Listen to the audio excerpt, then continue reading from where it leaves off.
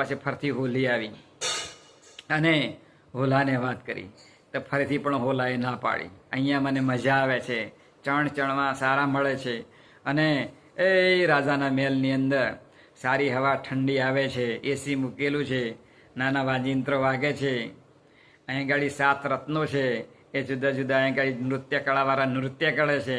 મને ખૂબ આનંદ આવે છે હોલો જોવે અને હરખાય.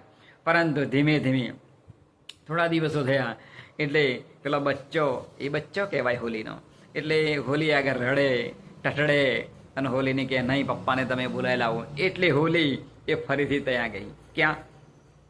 રાજાના ઘેર. તો રાજાના મહેલ ઉપર આ હોલો બેઠેલો હતો અને હોલી તો એની જોડે બેસીને વાત કરી, હાલો ઘેર. બચ્ચો ખૂબ રડે છે. એટલે આ હોલાએ પેલા કુંવરને વાત કરી કે હવે હું ઘેર જઉં છું. એટલે રાજાનો કુંવર રડવા મળ્યો, તમે ના જશો. એટલે રાજાનો કુંવર રડતો હતો. એટલે પેલા હોલાએ કહ્યું કે સાંભળ, બોલે શું? જેમ તું રૂપાળો છે ને રાજાનો દીકરો, તો બોલે હા, એવા જ મારી પાસે પણ મારો 2 બચ્ચો છે, ખૂબ રૂપાળો છે, મારી રાહ ઘણા સમયથી જુએ છે અને હવે હું જઉં. એટલે આ હોલો હતો એ પોતે પોતાના જ્યાં ઝાડ હતું અને એના ઉપર જો માળો હતો ત્યાં હોલો ગયો. આ બાજુ એ રાજાના કુંવરે હોલાને એક શરત મૂકી હતી. બોલે શું?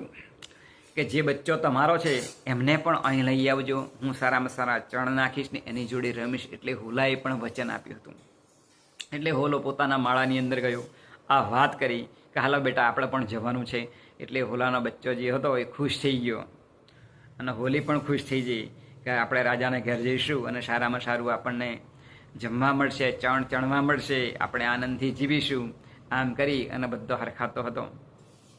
એટલે બધો એ પાછા રાજાના ઘેર ત્યાં જાય છે. ત્યારે રાજાનો કુંવર ખૂબ ખડખડાટ હસતો હોય છે અને આ રાજાએ જોયું દૃશ્ય. એટલે રાજાએ રાજાના કુંવરને બોલાવ્યો અને પૂછ્યું કે બેટા તું શા માટે હસે છે? તાણે એમણે રાજાના કુંવરે કહ્યું કે પિતાશ્રી,